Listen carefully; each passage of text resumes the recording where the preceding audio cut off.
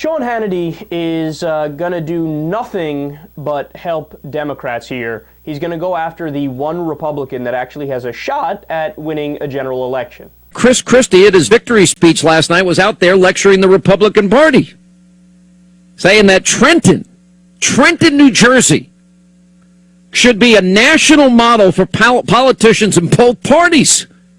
This is delusional. He challenged his fellow Republicans to campaign before and listen to a broad community of voters and to both stand by your principles and still get something done for the people who elected you. Now, he said in an interview yesterday he didn't like Ted Cruz. Well, he's preparing for 2016. And then he goes on to say, if we can do this in Trenton, New Jersey, maybe the folks in D.C. should tune in their TVs right now. When we fight for those things that really matter in people's lives. Really? Is New Jersey the great big turnaround state? What's the unemployment rate in New Jersey right now, Governor? Tell me how great the economy in New Jersey is, because it's not for the people that I know. Now, New Jersey's better off with Christie there. I mean, what's the option? What, to lecture? I mean, if you want to look at a liberal record on issues like guns, gay marriage, controversial appointments. Now, I say all of this because everybody's just going nuts, thinking they've got this thing figured out for 2016. Name for me the states in primaries that Chris Christie is going to win. Is he going to win Iowa? Okay, move on from Iowa. New Hampshire, we may have a shot in New Hampshire. Now I read, while he's critical of Ted Cruz and Rand Paul, he's going to fight for Lindsey Graham, who's fighting for his life down in South Carolina. I'm not sure that's going to help him with South Carolina voters. Florida, I guess Florida's up for grabs, and a few other states. What red states? This is not, this analysis is just short-sighted. I love this, because what's Hannity doing? He's cannibalizing his own here.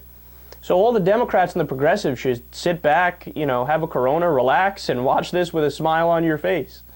Because as I was talking about yesterday with somebody, it might be that our only hope to keep Chris Christie out of the White House is how insane the Republican base is. Look, I don't like Chris Christie. His policies are horrible. He's the same as any neoconservative, any sellout Republican on the economy. Just because he's not as much of a knuckle-dragging lunatic barbarian on social issues doesn't mean he's actually would make a good president or is a good guy politically, right? I disagree with the guy on so many things.